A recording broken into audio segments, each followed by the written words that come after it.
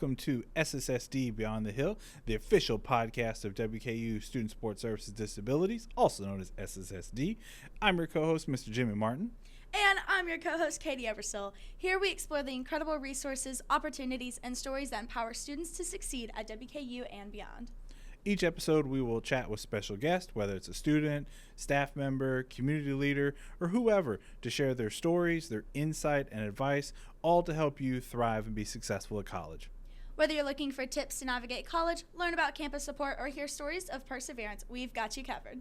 And special shout out to our producer, Miss Ella Galvin, who's making all this possible behind the scenes. Shout out, Ella. We're so glad you're here. Now let's dive in.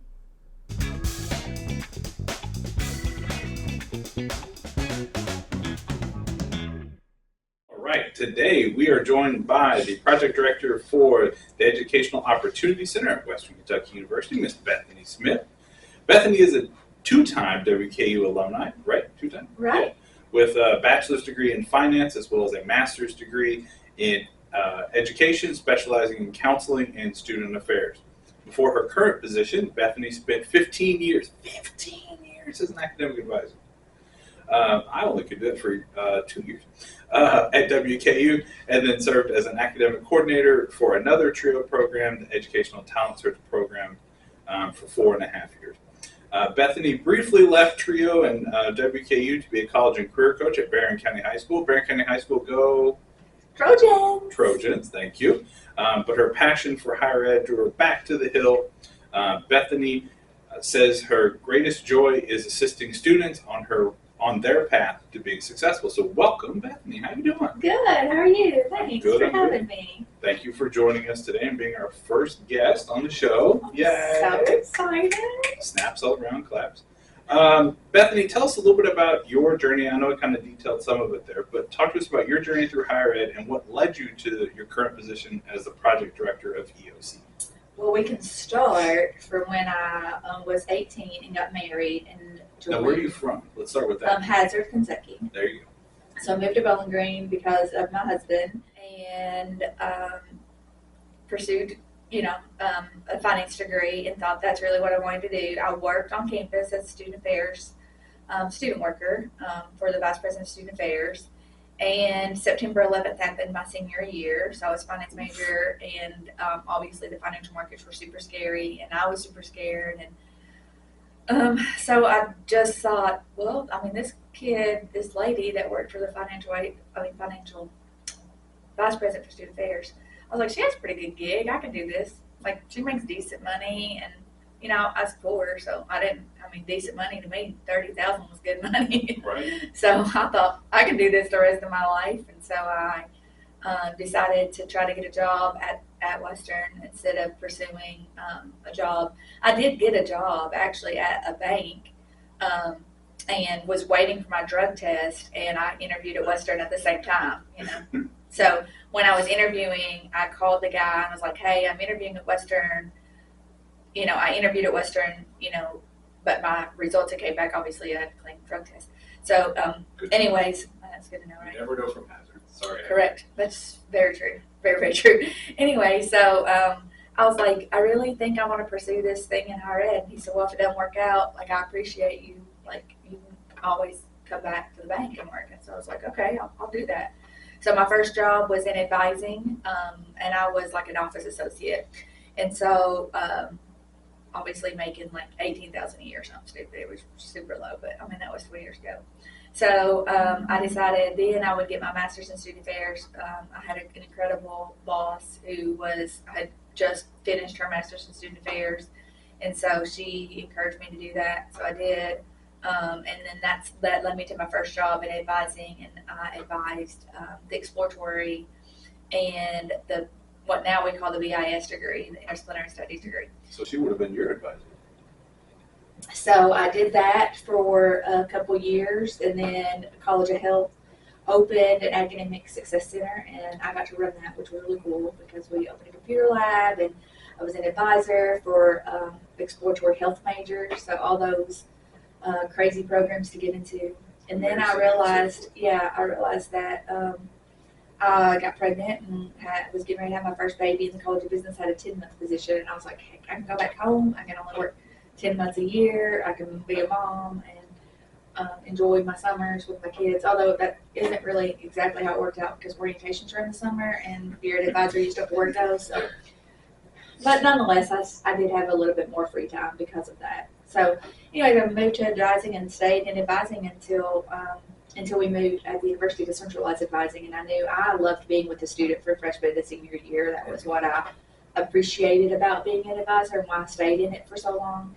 I say it was a glorified guidance counselor role because when you were in that role, if somebody had a nervous breakdown or their boyfriend broke up with them or whatever, they would come to you because you were in the same building as them. And you were that person, right? You were tied together with that student. Yeah, and you just felt, they just felt comfortable with you, you felt comfortable with them, and it was just that relationship that I really valued. And so when I was looking for a position to go to, I knew I was going to have to change roles because advising on campus was changing. And not that I don't like what happened, I just knew it wasn't my fit. Then I knew I wanted to work for Dr. Sells. And so that's what led me to Trio. And knowing that I was first gen myself, I'm being able to help people that are first gen and their family. I mean, just last night during the Super Bowl, a friend of mine was texting me all these questions about how to sign up for orientation and all of those things. And as I was answering her questions, she was like, "You're just really good at this." And I was like, "Well, it's literally what they paid me to do." But I feel like I'm helping my friends. That truly was a friend, but I feel like that every day of my life. And so I love that I get to wake up and help people pursue something that changed my life. I mean, college changed my life. It changed my husband's life. And that's one thing that somebody can never take away from you is a college degree. I mean, I can wreck a car tomorrow, and the college degree probably is the same price as a car, but I'm not ever getting that car back. And It might be a very, very expensive car. That's true. My college degree, I was fortunate enough that college was a lot less expensive than it is now, and I cash flowed it as much as possible, but partly because I was married and he was paying the rent basically. Mm-hmm. But anyways, I just feel like no matter what, nobody can take that degree away from me. And honestly, my undergrad is probably more valuable than my master's because my undergrad is in finance. And so finance, of course, makes more than student affairs. So. Right. Yeah, so you kind of mentioned that connection that you have with students and everything. And as a student, I come to you with my questions all the time and all of that. So what do you think makes you approachable to college students? I think it's because I'm real. I'm going to tell you exactly. I mean, my first day of class, I don't sugarcoat it. Ella had me in class as well, but I know that college students are going to drink. I know they're going to go do not our sweet, precious children. Crazy things with drugs and not everybody does that. I know that not everybody. I went through college and didn't drink a drop of alcohol. I went through college and I've still never smoked weed or done any kind of drug. So I mean, I know it's possible, and I know that happens. And I know not everybody's sleeping with everybody, but but I think that's what students appreciate about me is that they know that I'm going to be real with them. They tell me something, I'm not going to judge them. I don't care. I mean, I've had so many kids come out to me gay. It's kind of astounding when I think about it. Astounding, that's the word. When I think about it, especially being from the eastern part of the Kentucky, where that's kind of like, even still now, it's a different kind of the vibe, I guess. Very taboo still. Right. In the Appalachian region in general. Yeah, but so for me, when it first started happening, I was like, what is happening? Like, how's this happening? But I think it was just because I am not the person to judge. I mean, I want you to be real and I want you to be who you are. And I do think that happens a lot during your freshman year of college, too. Mm-hmm. So I think it had a lot to do with the role that I played, who I was as a person, and then my non-judgmental, or try really hard to not be judgmental and what I see in people and what people do. Like, we are all going to make mistakes. Heck, I've made my very, very fair share of them. And so I just want somebody to be real and honest with me. And one thing I've done with students is I've always treated them as if they were my own kid. And I've said that in meetings on campus a billion times. Like, is that how you treat your own kid? Is that what you do with your own kid's schedule?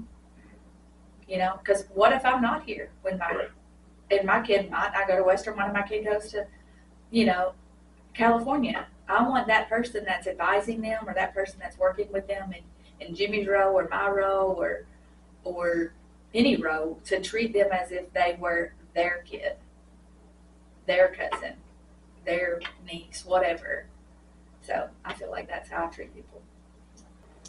Yeah, I think you're really good, like you said, at being real and just kind of connecting your experiences and everything. Because I know you and I have had endless conversations about just experiences and everything. So, what's kind of been your go-to, your favorite like undergrad experience to talk about?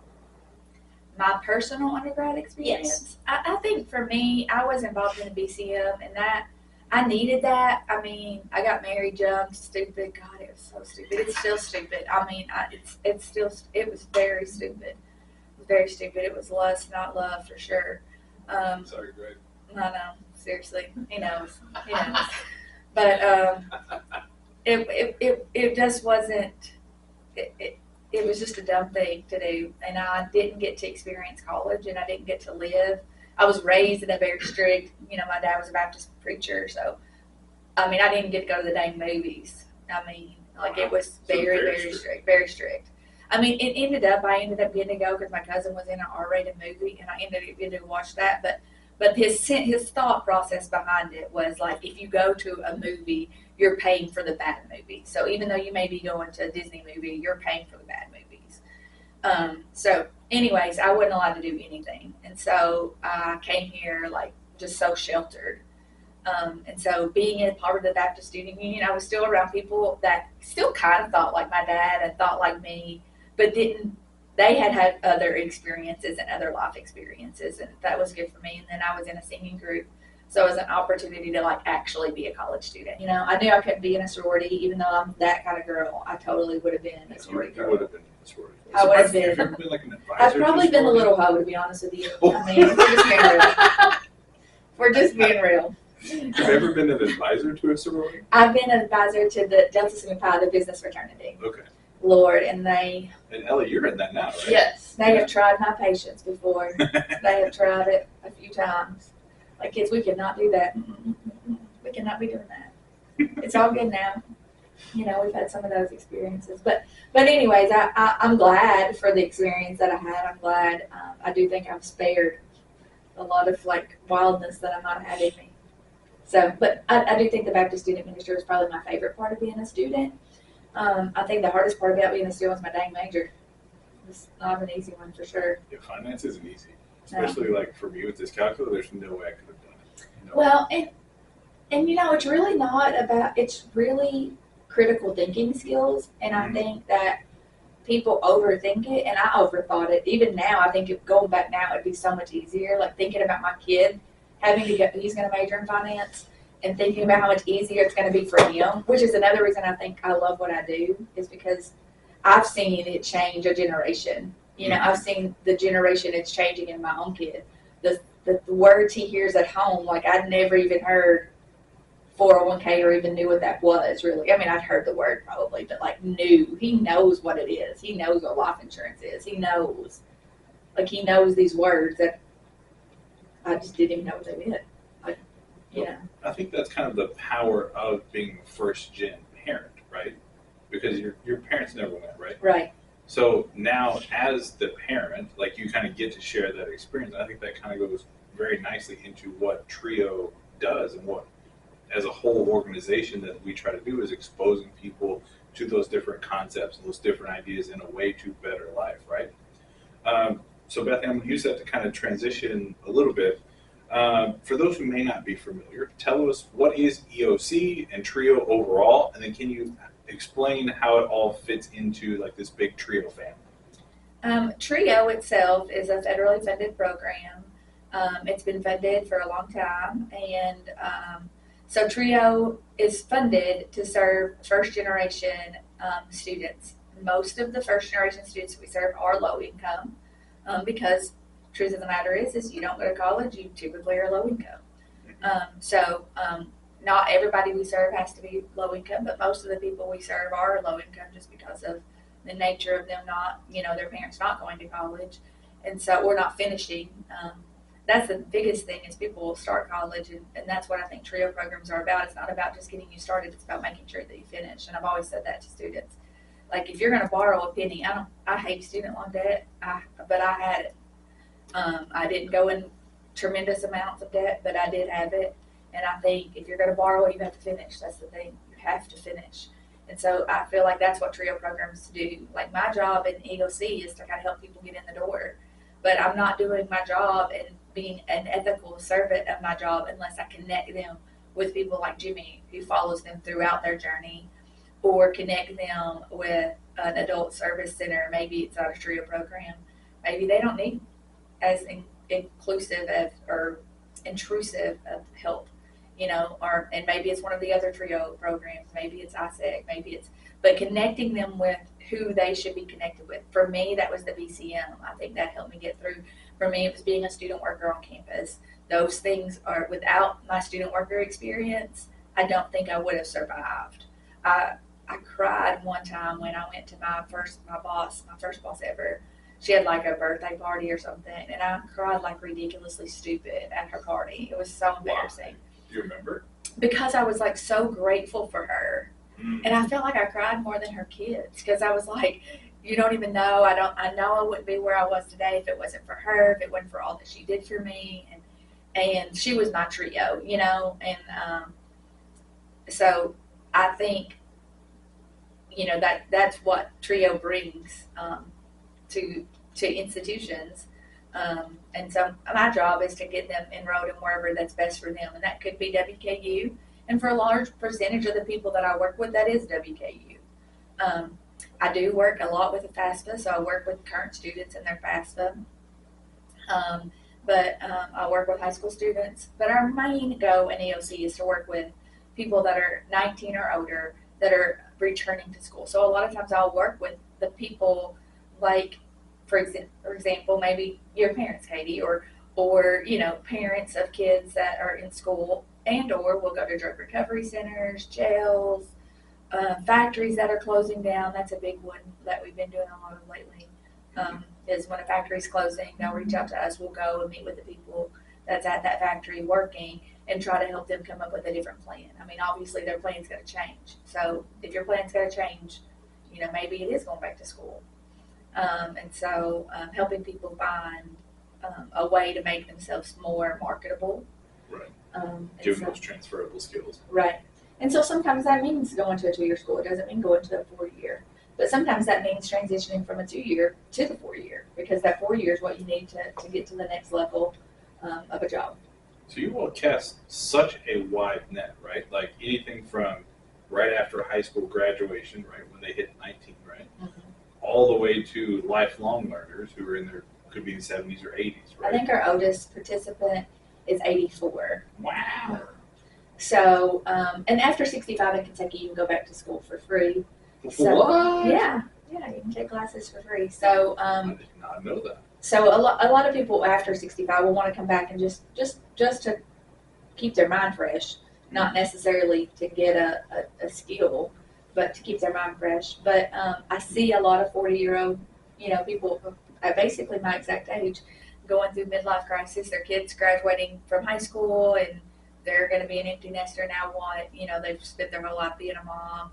We see a lot of COVID babies, people that graduated the year COVID happened and started college, and because everything was shut down, they just failed out. And it wasn't mostly because they were lost. They didn't know what they were doing. And so a lot of that I'm seeing a lot of that right now. Sometimes people return to school. Like I have a mom that's reached out recently, and her kid's starting college, and so she wants to start college. It's like her, again, she's my age, and I see that, I see my life being like that, gosh, what's happening? My last kid just got her driver's license today. What the heck? Oh, congrats. Yeah. Congrats. So what is something that you wish people knew more about EOC? Just that the resource is there and that we're free and that we don't mind the phone calls, we don't mind the texts, we don't mind to help. I mean, everybody in my office, I feel like, wants to see people succeed. And I do love that about my office. I have 3 very different people than myself that work there. But that's what makes it beautiful at the same time, So if you don't want an energetic, happy, crazy person, then you don't come to me. You go to my colleagues, And I had just a really great conversation with one of my colleagues this morning. I was feeling all kinds of ways. And I had a really great conversation with her myself. So I know that I have incredible staff that are willing to help people, and I wish people knew about it and would come to us before they fill out the FAFSA and do it wrong, because then correcting the mistakes are so much harder. And the FAFSA is easy for the most part. It's not a hard form. Filling out a college application is not necessarily hard either. But what kills me is when a kid is in my office after the fact and school has started and they have zero scholarship dollars and their FAFSA was not complete. And so it takes us until October, November to get it. The kid stresses the whole semester because they're not sure how they're going to pay for school. I'm not even sure if they're going to be able to pay for school, because I'm not sure if they're going to get any federal money or free money or loan money. And then the scholarship money is gone because they didn't apply. I just wished we had started the process a lot earlier. And so I'm grateful when I get to do that. And that's one reason I wanted to take this trio row when I left advising. It's because a lot of people left school and the university would be like, okay, why are they leaving? And I'm like, money, almost always money. And so how do we fix that? Well, we have to fix it before. Because once they get into school, there is no money. It's much harder. I mean, when you get to be a junior, sometimes there's scholarships within your major, but getting those funds, those extra funds, are a lot harder once you get a little bit older. Well, and I think that's where some of our TRIO programs can help, right? So WKU has such a rich tradition of TRIO programs going all the way back to 1980 when the first SSS was founded, right? Those are some of the small programs that can give a little bit of help, but it's not a full ride kind of scholarship. It can make a difference, right? But not be the $500 makes a difference. Oh yeah, that's your books. Yeah, letting students know about those things. Y'all tell us otherwise. $500, that's pretty close to about your books are. So I just think helping students find those. I mean, and so many students don't realize that everything you use has a scholarship. Dale has a scholarship. Clorox has a scholarship. You were telling me Coke about some has a of that. scholarship. That's crazy that they have so many different scholarships, and it's just not talked about at orientation or anything like that. Right.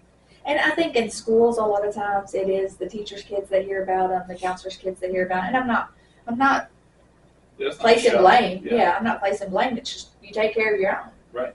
We've always done that. That's how the rich gets richer and the poor gets poorer. Mm-hmm. So I just think a lot of times we don't know about those things because we don't know. We don't know what we don't know. Right. And as a first gen student, I didn't know what I didn't know either. Right. But I remember getting a Lions Club scholarship. I don't even know how or why, but it was like $500. But it was $500. So I wish that more students would take the opportunity to do that. And I do think it's harder if you're out of high school and you're going back to school. But there are so many programs out there in the state of Kentucky, especially, that'll pay for you to go back to school for a high need field. So, Absolutely. Yeah, definitely. So you kind of talk about what TRIO and EOC kind of can help with and everything with scholarships. What do you think would be the biggest benefit of a college student coming to you aside from the scholarships and FAFSA help? What do you think the biggest benefit would be? I mean, I think connection and being able to find somebody that can connect them. All of my staff have worked at the university in some sort of way for a long time. The youngest staff member was raised here, so both parents work here. So yeah, he's younger, but he's been here a long time and he knows a lot of people. And if he don't know the right person, he's going to call and find the right person, either between myself or one of his other colleagues or his own parents that work on campus. So I think that's the biggest thing, is that we're going to connect them to the resources that they need and make them feel comfortable. I mean, I know even myself, I was taking a test the other day. I actually failed it the first time, but because I was so nervous. It's been such a long time since I've taken a test that I actually couldn't cheat on. Had the book and all that. I tried ChatGPT and it failed me. Literally failed me. So I think I get that as an adult returning to school. For me, going to school is easy. It's the thing that you do after high school. But for somebody that's 40 and is going to a classroom for the first time, or a veteran, or somebody who's been in the war, they've literally seen war. And then they're going to come back to school and be placed in a room with a bunch of 18-year-olds. They think it's only 18-year-olds, but in reality, a large percentage of people that are in college are over the age of 18. Probably 25% or so at Western. I'm not exactly sure of the numbers. I should know that off the top of my head, but I don't. But there is a large percentage of people that return to school, and so I think making them feel comfortable and helping them know that, and helping them form relationships with people that are in their same situation, i.e., connecting a veteran from military student support services, and so they know that they're not the only veteran on campus returning to school and going to college. And if they need somebody to talk to, there's people that they can talk to. And it's that connection that can make the difference to somebody staying, right? That goes back to like higher ed theories, right? Like we can all look at the connective tissues and how it leads to students coming back and having a better experience, right? Or staying involved. I mean, if we get Or them staying, involved yeah. early on by connecting them to the right resources, then they're likely to stay. Absolutely. So you mentioned the FAFSA a little bit ago, right? It's gone through a whole bunch of changes recently, right? Can you kind of break down some of the changes? The biggest change is that the student has to fill out a portion and the parent has to fill out a portion. And before, that kind of had to happen before, but you could do it with one login. Now you have to have 2 logins. And the biggest change for the majority of the students that I see is I see a lot of students whose parents do not have social security numbers. And before we could sign, the FAFSA could be signed and mailed in.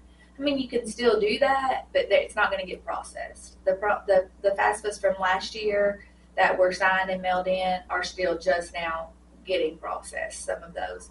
So, none of them were processed when school started last school year. So it's just a slow process. It connects directly to the IRS. So everything has to be exact. Everything. Like an example, a parent the other day on her FAFSA ID, her name was all capital, like BTHANY, like my whole name capitalized, all capital letters. The kid put Bethany with the capital B and then ETHANY all lowercase, which is grammatically correct. Mm-hmm. So, but it wouldn't match. And we kept saying, why won't it send the parents that? I don't understand. And so just the little things like that just frustrate a parent, frustrate a kid because, and the questions are not complicated necessarily, but they are not worded in a nature that somebody, I mean, that show, Smarter Than a Fifth Grader, basically all words that you communicate to people shouldn't be any higher than the level of a fifth grader, but how the questions are worded higher than a fifth grader sometimes, So like there's these bunch of questions and it's like, have you ever been in foster care? But it didn't say it like that. How I say it, like, have you ever been in foster care? And they say, yeah, okay, were you after 13? Okay, yes. If they say no, then they have to use a parent. And then I say, are you expecting a baby or have you got somebody expecting a baby for you? Like, because it asks like some question about if you're going to be a parent basically, but it's like how it's worded. So I just like word it, like depends on where I'm at. Like, are you knocked up? You got somebody knocked up? I mean, like, obviously depends on the person I'm working with. I wouldn't say that to everybody, but just like wording it so the FAFSA doesn't seem so complicated. And it's not super complicated for the most part. Most people get it. The biggest thing is that both people have to have a login. And a lot of times parents have old logins that they forgot about. And so they went to school a long time ago and they just don't remember it. So other than that, it's this school year has been a lot smoother than last school year. The changes has seemed to be good. I have noticed that some people got money that didn't get money in the past, but I've also noticed the opposite. Before the changes, I could pretty much tell you based on your income because the calculation was pretty much based on the low income level. There's changes to the calculation which really have never been disclosed like to everybody. So, an example is a friend of mine, I didn't think they would get any money. She doesn't work, her husband works, but he makes good money. They have 2 kids. They have a farm, but they didn't have a lot of deductions. So, but their kid is getting $100 in Pell Grant, which seems insignificant in reality. $100. But if you get $100 in Pell Grant from the federal government, then the state of Kentucky gives you an additional $5,300. Doesn't matter if you get $1, if you get $1,000.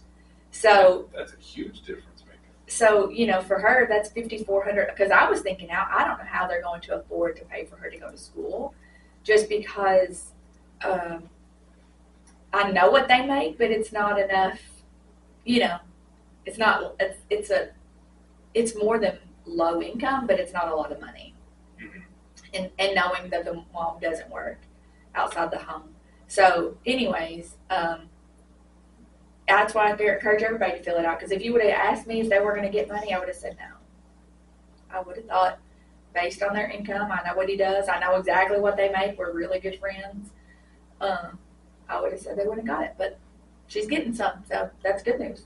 So, anyways, I think the changes, some people, like I said, are getting it that we didn't think were getting it before. And some people that got it aren't getting it. So, it's just a matter of making sure that you fill it out and you get it done. And I always encourage people to fill it out too, because, you never know. Situations change. Parents pass away. I hate to even talk about that, but it happens every single year. Every single year I help a kid whose parent has passed away. And so having that already completed and then being able to just go in and talk to the university about making a professional judgment call is a lot easier than having to complete it after the fact. Yeah, so when you're looking at your team, right, your EOC team, like you will help students from all over the different places that you mentioned, right, like rehab centers all the way to like the high school students. What has been the biggest challenge that people face with filling out the new FAFSA? I know you talked about like some of the verification stuff, but is that the biggest thing that they face, or? Probably the biggest thing for most of my students is getting the parent to do their section. And that's what I noticed in August when we started to school this year. This kid would do their portion in school, and they would invite their parent.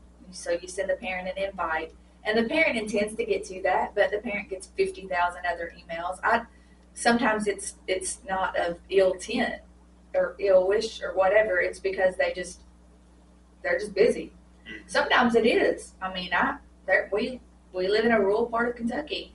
There's parents that do not want their kid to go to college, and so they will not fill it out for their kid. That's just sad. And so it is super sad. So you got that, and then the other side of that is, you have parents that are here not legally, and so it's scary to fill that out. I get that, and so they don't want to do it. That means their kid, because the kid was born in the United States, the kid is a legal resident. The kid can receive federal aid. But in order for the kid to receive federal aid, their parent has to fill it out, but their parent is here illegally, and their parent doesn't want to put their information into a government website. So it's not always nefarious in that way, right? Correct. And then sometimes it's just, there's so many grandparents raising kids. And I thought, I'm 40 some change, and I thought that everybody my age knew how to use a computer. Part of that is my I guess privilege, for lack of a better term. I've got a college degree. I've made decent money since getting that degree, and so for 20 years I've always had a computer. I've never not had a computer. But a lot of the people that I work with, a lot of the adults returning to school, have worked in a factory their whole life, and yes, they know how to use an iPhone, but they don't even know. They know nothing about turning on a computer. They know nothing about logging into a website. To me, that's kind of foreign, but to them, it's not. And a lot of grandparents are raising their kids, and they don't know how to use a computer. So although that's not a barrier for any of us at this table, it's a barrier for a lot of the people that I work with, especially like somebody that's been in jail and rehab. They're not even allowed to touch a phone. They don't even know how to use a phone. I was helping a guy the other day that had just got out of rehab, and he had been in jail, of course, before that. And so, like, getting onto Blackboard and having to do the certification and the authentication. That was a struggle. Yeah. Because he didn't even know how to use a phone.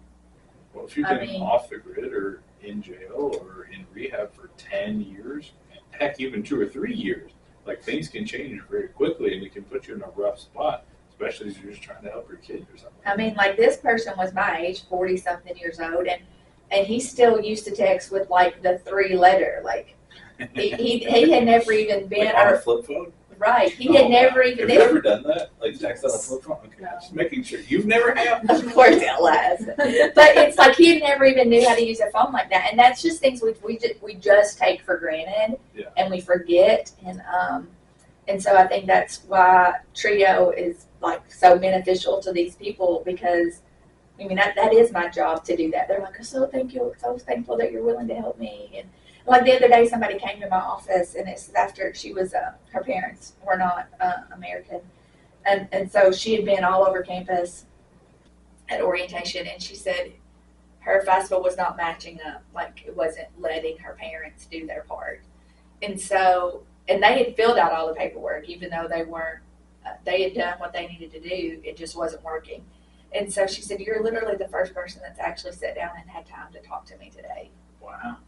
And so, and this was 4:30 on a Friday, when everybody was leaving too, but I was like, "Oh, I can help you. It's no big deal," So, but it's just those type of opportunities. I feel like the Trio can, because we're allowed the time, that is our job. It is what we're paid to do. So, what would be your one advice for students and families who are feeling overwhelmed with this financial aid application process? Or feeling overwhelmed with college in general. I mean, I do think it's overwhelming. It's overwhelming for me as a parent of a student that's getting ready to start college. And I do this for a living. Right. And I understand everything there is to understand about WKU, basically. And my kid is going to WKU. When I think about the next kid and where she might go, like that overwhelming, I get it. And that's what I tell parents, I get it. So just being able to sit down and talk it through with somebody and saying, okay, and if I don't know the answer, I'm going to find it. If Keaton doesn't know the answer, he's going to find it. So just being able to, like, don't get overwhelmed. That's the last thing you need to do.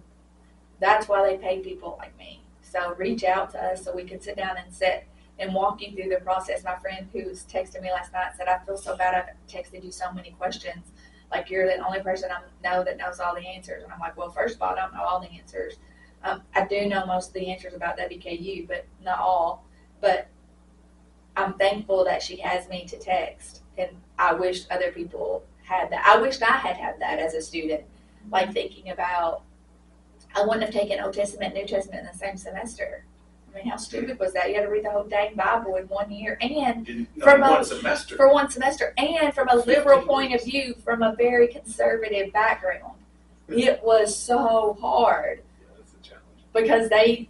Because so nobody warned me, and maybe nobody would have warned me anyways, but I wished I had somebody to go and talk to when I was feeling overwhelmed or feeling,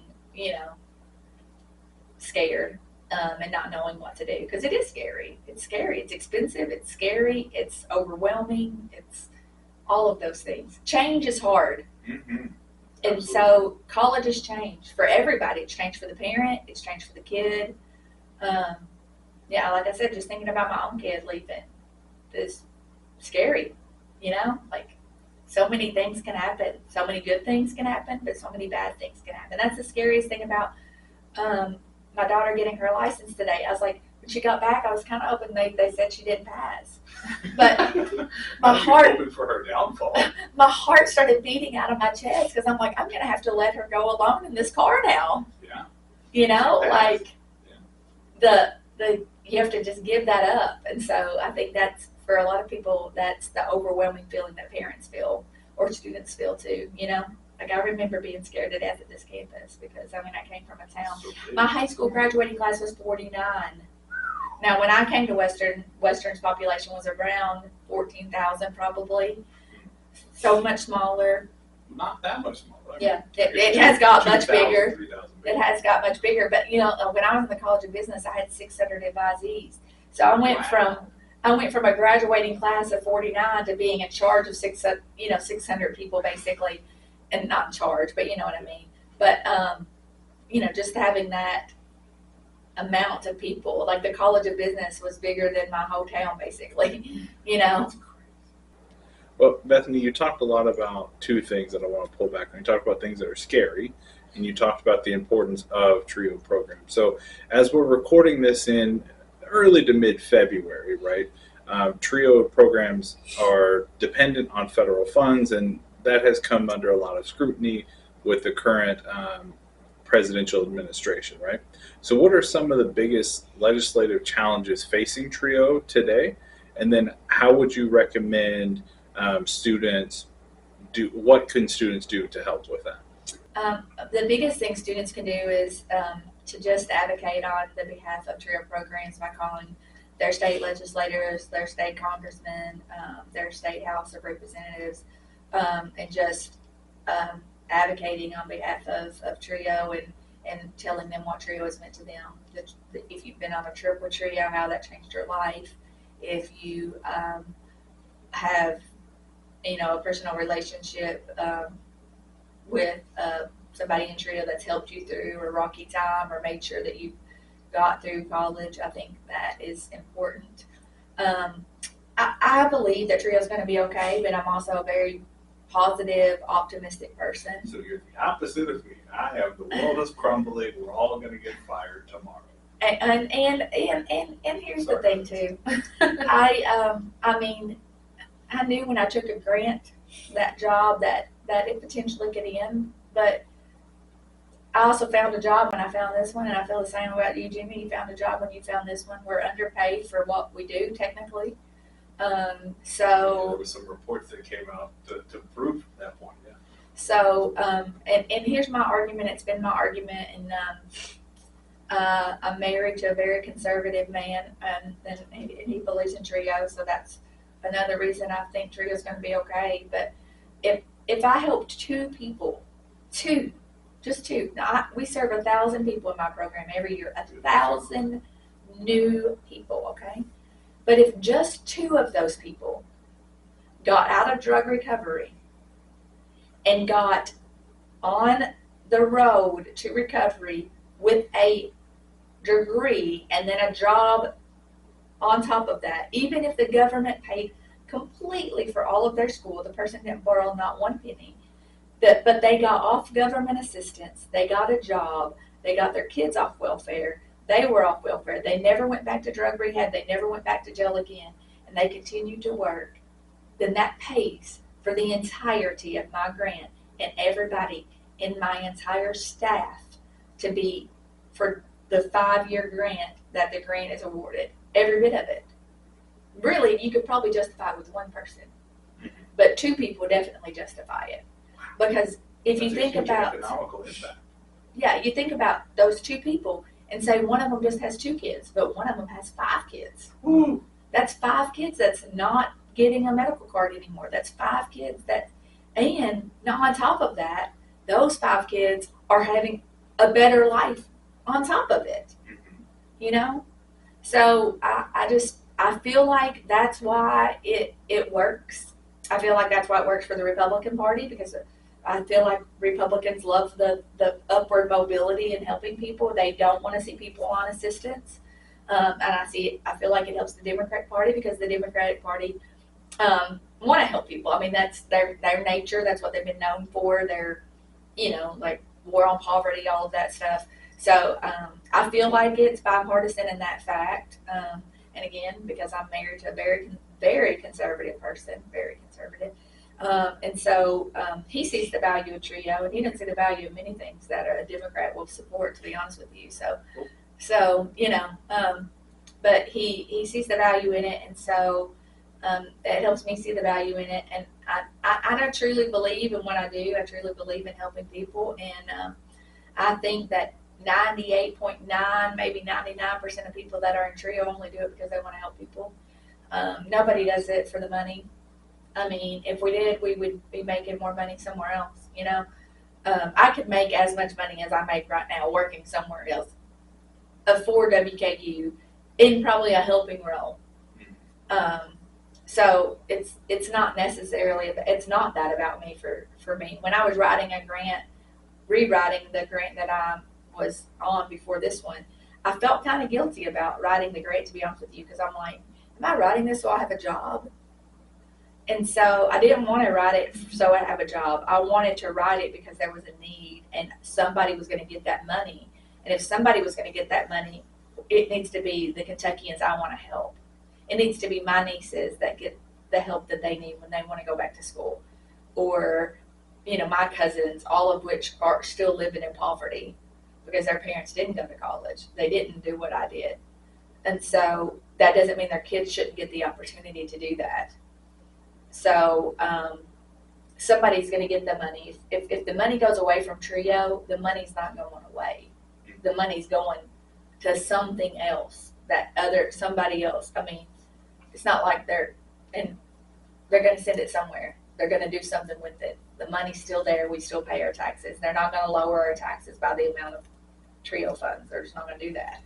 So we got to fight for the people that we believe in need it. And that includes fighting for federal aid and for students to be able to get, if you didn't have FAFSA money, would you be able to go to school? No. Most people would not. I wouldn't. Do I think that higher ed could use some reformity and we should lower the cost of higher ed? 100%. 1,000% it needs to be lowered. So I think that may be where the Republican Party is headed with this, but regardless, I think we need to try to fight for what we believe in and fight for the money for the people that we believe deserve it. And I always am the advocate to fight for people who are less fortunate than I am. And I have been fortunate. I mean, I was poor growing up, but I was fortunate enough. I mean, there's people in other countries that never even that are female that never would have even thought about getting a degree to begin with. There's people that still have to cover their face to even walk in public. I've been given a lot of luxury in life. Maybe I don't drive a BMW or have a really cute pink Bronco, but Is that something you want, a pink Bronco? No, but it's one of my daughter's friends have one, and it's real cute. I'm not a fan of the Bronco. That's a different story for another day. It's so beautiful though, and she dropped her off in it, and I was like, and I understand why you want one too, sister. I get it. But she doesn't realize how lucky she is either, Yeah. Yeah, so you kind of, I love all your responses. And so I don't really understand politics, and I know that a lot of other undergraduate students also don't understand politics. And like with our staff meetings every week, Jimmy gives us a little government update and just kind of tells us where things are at the current moment. It's good because no one knows. Like, I think it's so ever changing and quickly evolving that it's hard to keep up, especially if you aren't quickly versed in politics.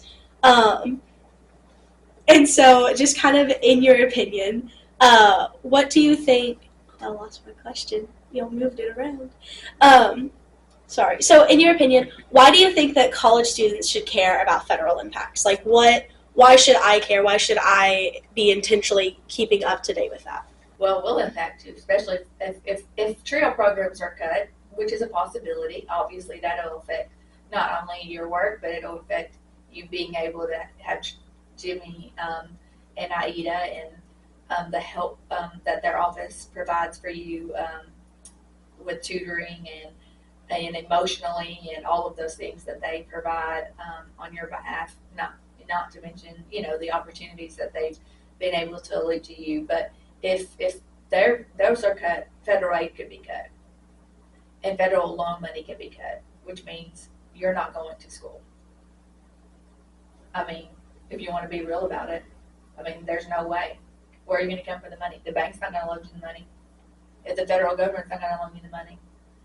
I don't think it's going to be cut, and I don't want to scare you that it's going to be cut, because I think it'd be stupid if they cut that. But is it a possibility? Yeah. And some of that is, so that's why you have to be concerned about it, and that's why you have to fight for it, because you need it. It's your survival, and you want to finish this degree, and not only do you need it, but your siblings need it. And on top of that, your siblings, like, example, one of your siblings needs additional disability services.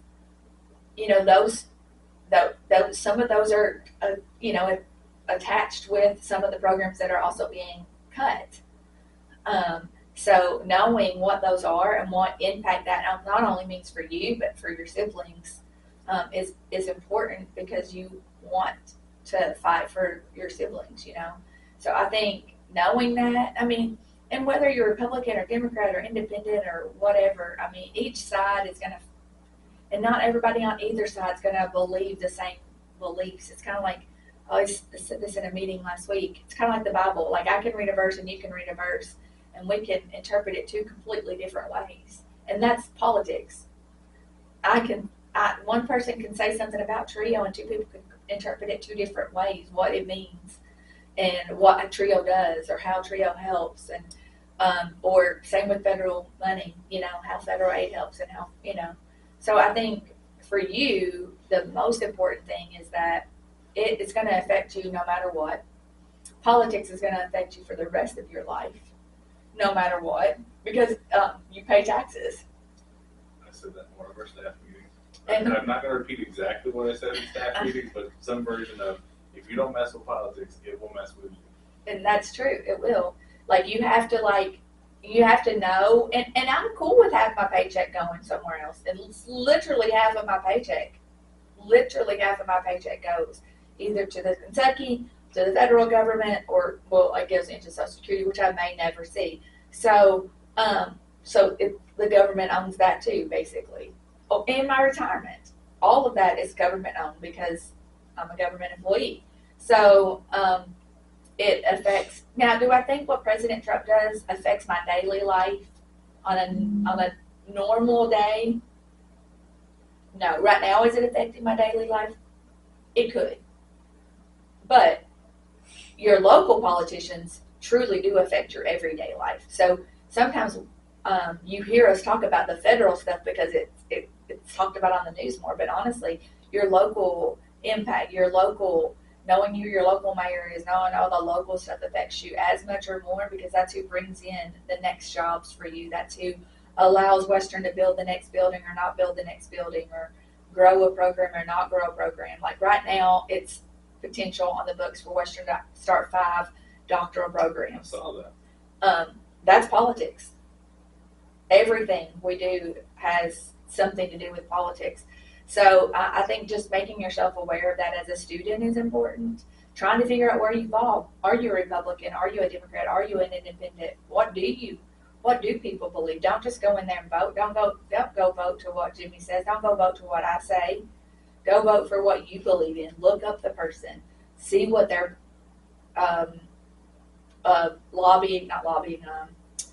running for. Like what are they saying? I mean, the thing that Trump says he's doing, he politicked on. He did. It can't be a super big surprise to people, So knowing that and knowing that's what he went in for, you got to know that's what's coming. You knew that was coming when he was going to get elected. So some people wanted that. So did they want it in the entirety and the way it played out? I don't think they even knew, and I don't think we even know sometimes the decisions that we make, like how the entirety of that decision sometimes. So politicians are just like that. Professors are just like that too. They're people. They make decisions. Sometimes they're good and sometimes they're bad. And sometimes they even know the decisions they've made. You could ask a past president, I'm just going to say Bush or Clinton, and say, did you agree with everything that you did when you were in office? And I guarantee you, they're not going to agree with everything that they did when they were in office. They're not even going to agree with themselves, because hindsight's always 20/20. Yeah, I think that's a really good note to kind of bring us to our last question here. Just kind of like looking ahead at, I know it's a little scary right now. We don't know where things are going or how we're going to get there, but what can I do as a student to help the future of TRIO and EOC and SSS and just everything under that? What can I do to help? The main thing you can do is to call people. You can look up, you can go to, I don't even know the website, I should know it, but you can just Google representative for Kentucky, House representative for Kentucky, state representative for Kentucky. It's going to give you the names. For Kentucky, for the House, it would be Mitch McConnell and Rand Paul. But so you can, their numbers will be on there. You can call them. You could send emails. I don't think emails are getting read. And You're not. I don't know Based that, on the number I've sent in the last 2 weeks, there's no way they're reading all of them. and I don't know Even that. their aides. Yeah, I don't know that they're getting all the phone calls either, but a handwritten note that just says, I'm a student at Western Kentucky University, and I use the services of Student Support Services, TRIO Student Support Disability, and here's some things I've got to experience as part of that, and just why you believe in that. Or I'm a student that cannot survive going to college without federal aid, and I hope that you protect that, not only for myself, but for my siblings, so I can change future generations. So, I mean, I think just that is the biggest thing, and then making sure that you're aware of what you believe, and what you believe is right and wrong, and trying to figure out for yourself, when it's your time to vote again next time, who you want to vote for. And maybe that, I mean, it's not going to be Trump because Trump can't run again, but Unless things change. that's true, that could change. But it could be J.D. Vance, it could be his running mate, So, and, maybe you believe everything they say. And maybe, because it's not just about TRIO, it's about everything that they believe in. It's about, going to war, not going to war, all these things that really affect your daily life. So I think that's educating yourself is the most important thing that I can encourage you to do, and not necessarily listen to all the opinions of all those around you. And from a perspective of TRIO in general, just try to tune out the garbage and try to find the truth in there. And, like I told Jimmy, if we lose our job, we'll find another one, We'll see. We'll find another one. We are strong, very educated people, and that is something that people cannot take away from us, Yeah, definitely. So to kind of end here, just on a little upbeat note and everything, so what kind of fun events do you guys have coming up for this semester? Oh, I don't know that we have a whole lot planned. Usually we do a FAFSA fiesta, We need to and plan EOC, yeah, and we That's have on my to-do list. some tacos and some fun. I know they're doing one in Glasgow. We attend a lot of events. We attend fairs and foster care fairs. That's another thing I didn't even mention that we work with is a lot of foster kids, because people age out of foster care and they don't have their foster parent anymore. They have a social worker that's there, but not as much when they turn 18. So we help a lot with that. So, but the big thing is just trying to get people to get in to get their FAFSAs done and get it done. Is the big thing. So stay in our office to make sure that we help people get that done. Absolutely. Well, Bethany, thank you so much for your time and being the first guest on our show. We really appreciate it. Hopefully you all got some really good advice on how to fill out your FAFSA and some of the challenges facing TRIO for now, right? But we will make sure to, I don't know what I'm going to do. I haven't done an outro yet on these before, but thank you, Bethany.